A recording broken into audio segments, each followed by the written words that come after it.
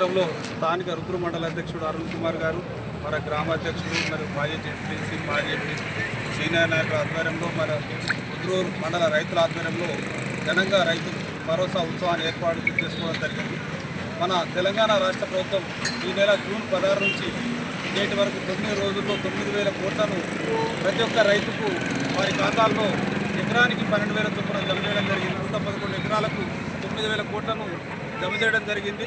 ఇది ఎంతో శుభపరిణామం. రైతుల పట్ల నిష్పక్షపాతంగా రైతుల యొక్క శ్రేయస్సును కోరే ఏకైక ప్రభుత్వం కాంగ్రెస్ ప్రభుత్వం. దీనికి సహకరించినటువంటి మన కాంగ్రెస్ జాతీయ అధ్యక్షుడు మల్లికార్జున ఖర్గే గారికి, సోనియా రేవంత్ రెడ్డి గారికి, ఉప ముఖ్యమంత్రి బట్టి విక్రమార్క గారికి మరియు రాష్ట్ర వ్యవసాయ శాఖ మంత్రి గారికి, మన గౌరవ ఎంపీ సురేష్ షెట్కర్ గారికి, మన బాన్సోడ గౌరవనీయులైనటువంటి శ్రీ వ్యవసాయ శాఖ సలహాదారు పోచారం శ్రీనివాస్ రెడ్డి గారికి, మన రాష్ట్ర అగ్రో చైర్మన్ కాసల బాలరాజు గారికి, మన పార్టీ కాంగ్రెస్ బాధ్యులు వేణు రేవంత్ రెడ్డి గారికి మన రుద్ర మండలం తరఫున మేము ఈరోజు ఘనంగా నివాళులు మండల అధ్యక్షుడు ఆధ్వర్యంలో జరిగింది.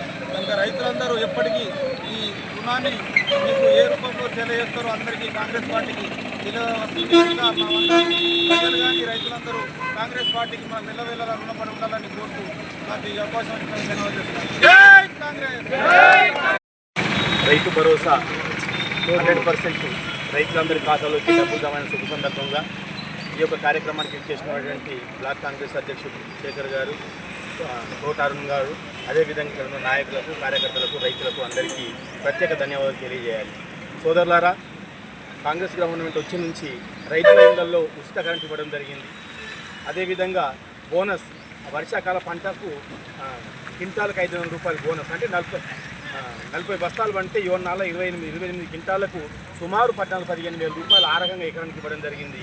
అదే మాదిరిగా గతంలో ఉన్న 5,000 మార్చి ఇవాళ పంటకు 6,000 రూపాయలు, అంటే సంవత్సరానికి ఒక ఎకరానికి 12,000 రూపాయలు, అంటే పంటకు 6,000 రూపాయలు చొప్పున ఇవాళ జమ చేయడం జరిగింది. అంటే ఏ రకంగా చూసినా, కరెంటు పరంగా చూసినా రైతుకు లాభదాయకంగా ఉంది. అదేవిధంగా బోనస్ పరంగా చూసినా రైతుకు లాభదాయకంగా ఉంది.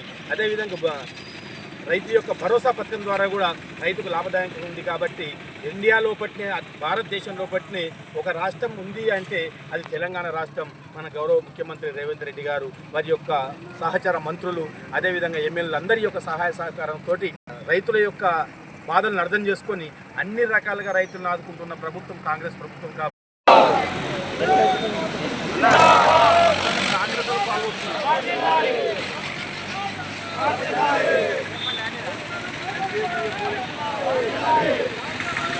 మంచిగా అన్న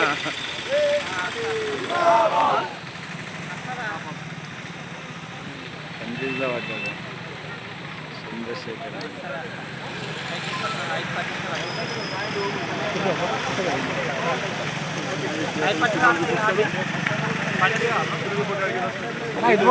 ఇటు చూపించు ఏం బాగున్నా కొత్త లెక్క చేస్తున్నావు.